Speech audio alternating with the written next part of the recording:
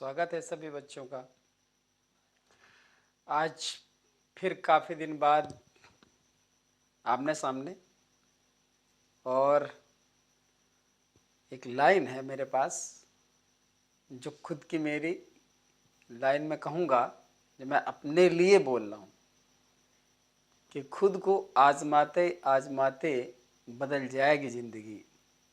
खुद को आजमाते आजमाते बदल जाएगी ज़िंदगी, और जुनून में जलाते जलाते कमल खिलाएगी ज़िंदगी। लोग कहते हैं क्यों वक्त बर्बाद कर रहा है, लोग कहते हैं क्यों वक्त बर्बाद कर रहा है। मैं कहता हूँ पसीना बहाते बहाते एक दिन रंग लाएगी ज़िंदगी। तो बस यही उम्मीद और इसी आशा के साथ आज की क्लास में स्टार्ट करता हूँ। कुछ रूट वर्ड्स हैं और कुछ रूट वर्ड्स जो यहाँ पे लिए गए हैं, असल में जगह इतनी है तो इतने ही आ पाते हैं, और अगर जगह थोड़ी ज़्यादा होती, क्योंकि यहाँ पर एक्सप्लेन करना है मुझको, तो और भी लिया जा सकता था। बट कोई बात नहीं, क्लास थोड़ी सी होगी लेकिन बेहतरीन होगी। एक बार क्लास को लाइक ज़रूर कर दें, और जो नए बच्चे हों जो मुझे देख रहे हो, मेरी क्लास में आए हो, वो चैनल को सब्सक्राइब ज़रूर कर लें, ताकि आप इसी तरह के काफ़ी महत्वपूर्ण जो टॉपिक हैं वो आपको टाइम पे मिल सकें। तो देखिए, रूट वर्ड्स से बहुत बढ़िया प्रिपरेशन होती है, और ये अभी आपको पता भी चल जाएगा कि अगर कोई वर्ड्स या किसी टाइप की वर्ड्स हैं, अगर वो प्रिपेयर नहीं होते हैं तो आप उनको किसी न किसी ट्रिक से कोई न कोई बेस बना करके अगर आप उसको प्रिपेयर करते हैं, तो मैं निश्चित रूप से कह सकता हूँ कि वो वर्ड्स आपको प्रिपेयर हो जाएंगे। और वो कैप्स तो बहुत ज़्यादा बड़ा है, बहुत स्ट्रॉन्ग है, और उसको तैयार करना, उस पर एक कमांड करना बहुत बड़ा काम होता है, बड़ा मुश्किल काम भी होता है, क्योंकि ये जल्दी प्रिपेयर नहीं होता। और इतना इसका दायरा है कि इसको सारे वर्ड्स को प्रिपेयर करना एक इम्पॉसिबल टास्क तो नहीं कहेंगे, लेकिन काफ़ी चैलेंजिंग होता है। तो आइए, जैसे कभी कभी किसी वर्ड के आगे ए लगा होता है तो उसका सेंस विदाउट होता है। तो यहाँ पर ये देखेंगे कि जैसे ए है, और ए का मतलब विदाउट, विदाउट का मतलब के बिना, तो उस अर्थ में आपको एक वर्ड मिलेगा, जैसे एवाइस लिखा हुआ है, तो एवाइस का मतलब होता है without water, sorry, without bottom,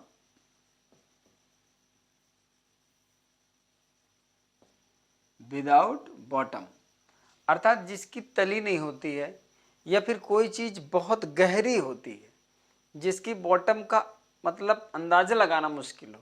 bottom तो हो सकती है क्योंकि बेस तो किसी न किसी चीज़ का ज़रूर होगा, लेकिन ये है कि बहुत मतलब एक्सट्रीमली डीप हो, तो उसको हम एबास कह सकते हैं। तो यहाँ पर ए लगा है, तो ए यहाँ पर आपका जो दिया हुआ है ये विदाउट का सेंस दे रहा है। यहाँ पर जो ए दिया हुआ है, एक्रोमेटिक का मतलब होता है विदाउट कलर,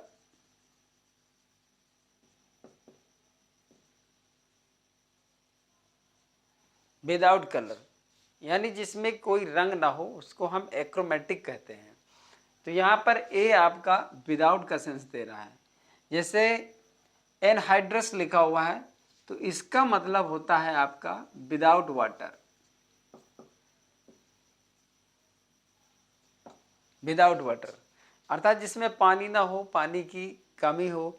चूँकि हाइड्रो या जिसे HYDR है, ये वाटर से रिलेटेड या पर्टेनिंग होता है, जैसे हाइड्रेशन या डिहाइड्रेशन ऐसे करके होता है। तो यहाँ पर अगर ए लगता है तो एनहाइड्रस का मतलब होता है विदाउट वाटर। तो यहाँ पर ये हम अगर जहाँ ए लगे, जैसे एमोरल लिखा हुआ है, तो इसका मतलब होता है विदाउट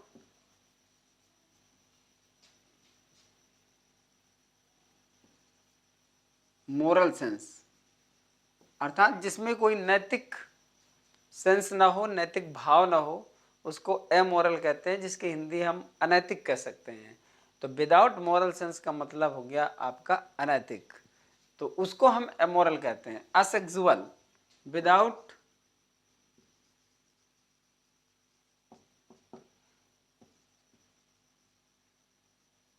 सेक्सुअल फीलिंग्स और अटैचमेंट भी होता है। तो यहाँ पर विदाउट सेक्सुअल फीलिंग्स और अटैचमेंट अर्थात इमोशंस, अगर सेक्सुअल इमोशंस या सेक्सुअल फीलिंग्स नहीं है, उसको हम असेक्सुअल कहते हैं। तो यहाँ पर ए जितने भी दिए हुए हैं यहाँ पर ये आपका विदाउट का सेंस देते हैं। तो इस तरह से यहाँ पर हम इनको ए को अगर हम समझ लें, रूट वर्ड है ये, रूट वर्ड में हमको देखना होता है कि ए जो लिखा हुआ है, तो ए से किस तरह से हम वर्ड को पकड़ पाएंगे और कैसे हम अपने माइंड पे इसको सेट कर पाएंगे। हालांकि वर्ड्स और भी बहुत सारे होते हैं, और ए का सेंस यहाँ देखिए नीचे है जो दूसरा सेंस भी दे रहा है, ए का सेंस ऑन भी होता है। तो यहाँ पर इसको भी हम समझेंगे कि यहाँ पर ये नहीं है कि ये परमानेंट है और यही परमानेंट आपके कुछ वर्ड्स हैं, लेकिन इनके जरिए से आप दूसरे वर्ड्स को आप सीख सकते हो, दूसरे वर्ड्स को आप कैप्चर कर सकते हो, दूसरे वर्ड को आप लर्न कर सकते हो। तो ये एक इस तरह से है कि जिसका आप बेस समझें और जिसकी एक ट्रिक समझें छोटी सी, इसके माध्यम से आप इन चीज़ों को बेहतर तरीके से याद कर सकते हो। तो ये वीडियो आपको ऐसे वर्ड्स पढ़ने के लिए इंस्पायर करेगा, ऐसे वर्ड्स प्रिपेयर करने के लिए आपको कैपेबल बनाएगा।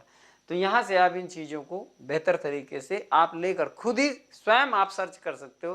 तो यहाँ से एक जो हमारे अंदर क्यूरियसिटी आएगी वर्ड्स को गेन करने के लिए, वर्ड्स को सर्च करने के लिए, एक रिसर्चिंग पावर आ जाता है यहाँ से कि नहीं हाँ इस जरिए से हम यहाँ पर एक बेस वर्ड या मूल वर्ड जो हो, रूट वर्ड हो, उसके जरिए हम वर्ड्स को अच्छी तरह से प्रिपेयर कर सकते हैं।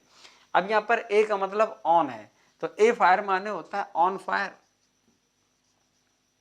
जब कोई चीज आग पर होती है तो हम उसको एफायर बोल सकते हैं, तो उसका मतलब होता है on fire. The house is, जैसे है तो ऑन फायर बोलते हैं, द हाउस इज अफायर। तो अब वो चूंकि ए जो है वो ऑन का सेंस देता है वहाँ पर। ऐसे बहुत सारे वर्ड्स हैं जहाँ पर प्रीपोजिशन हाइड करके हम दूसरे वर्ड्स को यूज किया करते हैं। ऐसे बहुत सारे बच्चों ने वर्ड्स पढ़े होंगे। तो यहाँ पर जैसे एशोर पढ़ते हैं तो इसका मतलब होता है हमेशा ऑन द शोर, समुद्र तट पर या तट पर। तो एशोर, और इसको हमेशा देखें ये एडवर्ब की तरह ये सब यूज किए जाते हैं। अगर हम यहाँ पर ये चीज़ अलग कर दें तो ये फिर आपका एडवर्बियल फ्रेज हो जाता है, ये नाउन बन जाता है, ये नाउन बन जाता है, और यहाँ पर आपका ऑन प्रीपोजिशन बन जाता है। अगर हम एक साथ करें तो ये एडवर्बियल फ्रेज है, और अगर हम इस तरह से यूज करें तो ये एडवर्ब है। तो वर्ड का महत्व बदल जाता है, बात समझते हो ना। जैसे होता है कि व्हाइल, ठीक, इसका यूज एक दिन मैं बताऊंगा आपको। और ए व्हाइल, ठीक है, और ए व्हाइल ये एक ही साथ जब यूज करते हैं। हालांकि आज मुझे इसी का लेना था वीडियो, लेकिन मैंने इसको लिया नहीं है। देखिए व्हाइल माने क्या होता है, व्हाइल का मतलब होता है a time, a minute, wait a while, तो वेट अ मिनट, ऐसे करके एक टाइम यहाँ पर नाउन की तरह यूज कर रहा है। और ये आपका ए व्हाइल लिखा हुआ है, तो वेट फॉर अ व्हाइल, ठीक, यहाँ पर नाउन है और ये आर्टिकल है, अर्थात आप इसको एडवर्बियल फ्रेज मान सकते हैं। ये आपका एडवर्बियल फ्रेज हो गया, जबकि ये नाउन है और ये आपका एडवर्ब है, वेट व्हाइल। तो वेट व्हाइल में क्या होता है, हम फॉर का यूज नहीं करते हैं, ठीक है। अ व्हाइल लेटर, मतलब ही इंटर द क्लास, या ही इंटर द रूम, थोड़ी देर बाद वो कक्षा में प्रवेश हुआ। तो ऐसे करके हम यहाँ पर इसको फॉर का यूज ना करके वेट अ व्हाइल ऐसे यूज करते हैं। और वेट फॉर अ व्हाइल जब हम ये यूज करेंगे तो इसमें फॉर लगेगा, और जब ये यूज करेंगे तो फॉर नहीं लगेगा, इसमें फॉर ऑटोमेटिकली इंक्लूड होता है। तो ऐसे ही करके इनका यूज यहाँ पर आ जाता है। तो इन चीज़ों को बहुत ग्रामर में बहुत बड़ी डीप चीज़ होती है, और बड़ा एक अमेजिंग सेंस निकल कर आता है जब हम उसको डीपली डील करने लगते हैं। तो इन चीज़ों को समझना, चूँकि हमारे पढ़ने लिखने में ये सारी चीज़ें आती रहती हैं तो हम माइंड नहीं करते हैं, लेकिन अगर हम डीपली उसको सर्च करते हैं तो बहुत कुछ निकल करके आता है। तो यहाँ पर इसका मैं यूज लूँगा बाद में और इसके एग्जाम्पल भी दूंगा आपको, लेकिन अभी यहाँ पर टॉपिक दूसरा है। तो ए फायर मतलब ऑन फायर, ए शोर मतलब ऑन द शोर, और जैसे लिखा ए साइड तो इसका मतलब होता है ऑन द साइड,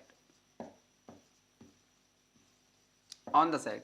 अब जैसे लोग बोलते हैं मूव ए साइड, मूव ए साइड, अलग हटो, तब आप बोलते हैं move on the side, on the side मतलब एक तरफ हट जाओ।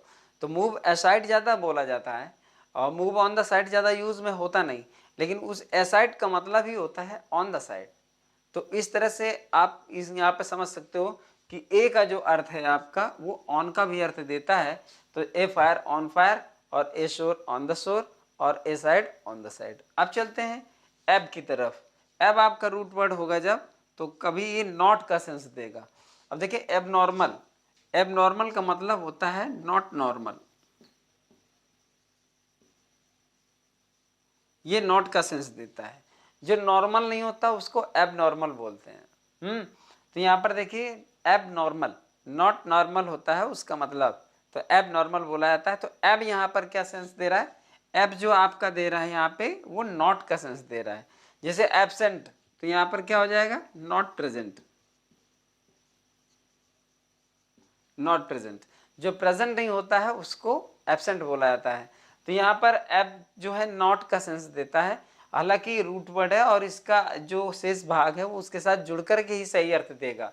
इसलिए ये नहीं कि सेंट कह दिया तो मतलब सेंट से आपका प्रेजेंट हो गया, जी नहीं। वो जब दोनों मिलेंगे, जैसे प्रेजेंट है ना, तो वहाँ पर प्रेजेंट है जो कंप्लीट वर्ड ही बोलोगे तभी तो सामने वाला समझ पाएगा।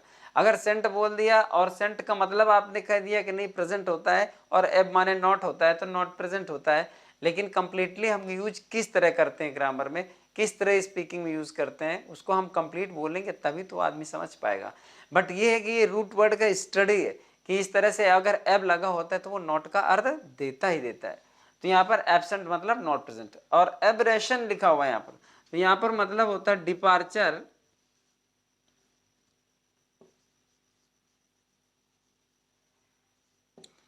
डिपार्चर फ्रॉम द नॉर्मल, मतलब नॉर्मल से डिपार्चर कर जाता है। तो ये भी एक तरह का एब नॉर्मल होता है, अर्थात ये भी असामान्य होता है। नॉर्मल से वो चला गया है, तो जब नॉर्मल से चला गया, नॉर्मल की पोजीशन को, सिचुएशन को छोड़ गया है, तो वो कहाँ पहुँच गया, एब नॉर्मलिटी में पहुँच गया। एब नॉर्मलिटी में पहुँच गया तो असामान्यता की स्थिति हो गई। तो यहाँ पर भी वही है, एब्रेशन का मतलब भी एब नॉर्मल से ही होता है। यहाँ पर फिर अगला लिखा हुआ है एब्सटेन। एब्सटेन माने जानते होंगे परहेज करना होता है, नॉट इन कॉन्टैक्ट,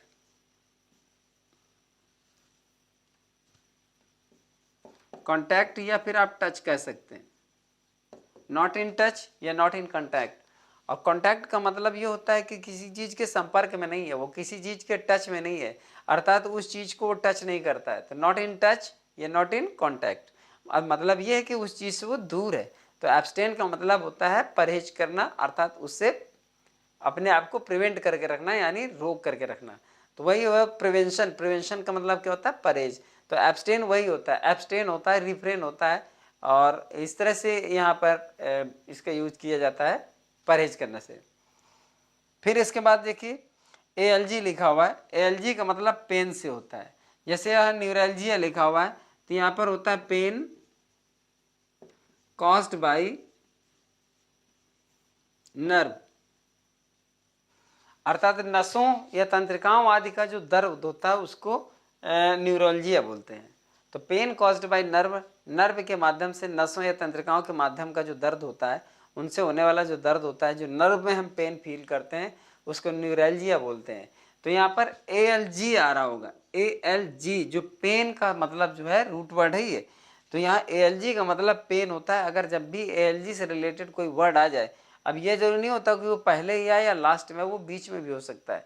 तो यहाँ पर ALG का मतलब पेन से होता है। जैसे लिखा हुआ है एनाल्जेसिक लिखा हुआ है, तो एनाल्जेसिक का मतलब होता है the drug that makes one pain free, अर्थात एक ऐसी दवा होती है जो किसी के दर्द से छुटकारा देती है, उसको एनाल्जेसिक बोलते हैं। एनाल्जेसिक, वो कुछ लोग एनाल्जेसिक भी कह देते हैं। मेडिकल में दवा ये बहुत चलती है, टैबलेट। तो एनाल्जेसिक का मतलब होता है जो दर्द से आपको रिलीफ दे, उसको। तो यहाँ पर भी देखिए ALG लिखा हुआ है और यही आपका रूट वर्ड है, और ALG को ही कैप्चर करना है, ALG को ही देखना है।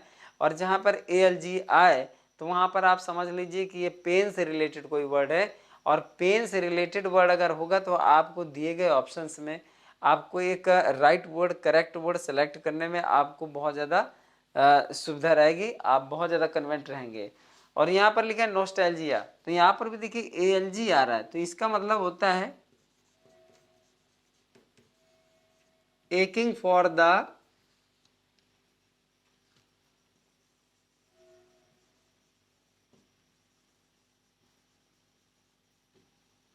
फैमिलियर।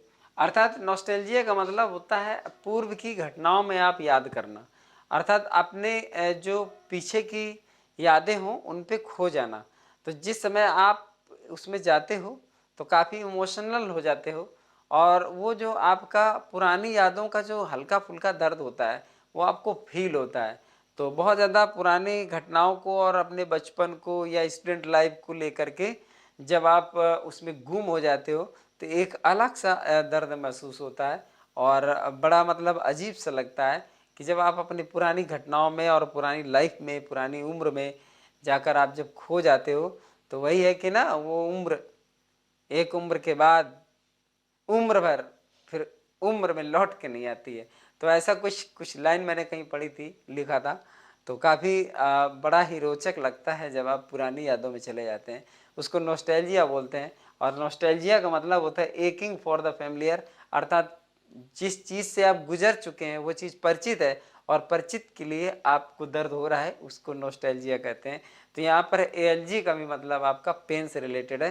तो यहाँ पर ALG और ALG, तो ALG का मतलब क्या होता है, पेन होता है। और इनके अतिरिक्त भी इनसे रिलेटेड और भी वर्ड्स हो सकते हैं, काफ़ी वर्ड्स आपको मिल जाएंगे जो इनसे रिलेटेड होंगे।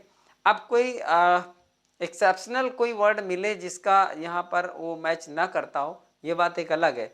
लेकिन इनको पढ़ने का मतलब होता है कि सबसे पहले हमारे माइंड में पॉजिटिविटी होनी चाहिए, और पॉजिटिविटी के साथ साथ हम उस चीज़ को समझ भी रहे हो, अंडरस्टैंडिंग भी हो। बल्कि हर ये नहीं है कि आपको 10 शब्द ऐसे मिल रहे हैं और 2 शब्द ऐसे नहीं मिल रहे हैं तो आप उसमें इस मेथड को, इस ट्रिक को आप इग्नोर कर दें और ये समझें कि नहीं ये चीज़ यहाँ पर कॉम्प्रिहेंसिव नहीं है। लेकिन नहीं, ये बिल्कुल बात सही है कि अगर कोई आपको वर्ड मिला है और ऐसे उसका अगर रूट वर्ड है तो उस रूट वर्ड के जरिए हम काफ़ी वर्ड्स प्रिपेयर करने में कामयाब हो जाते हैं।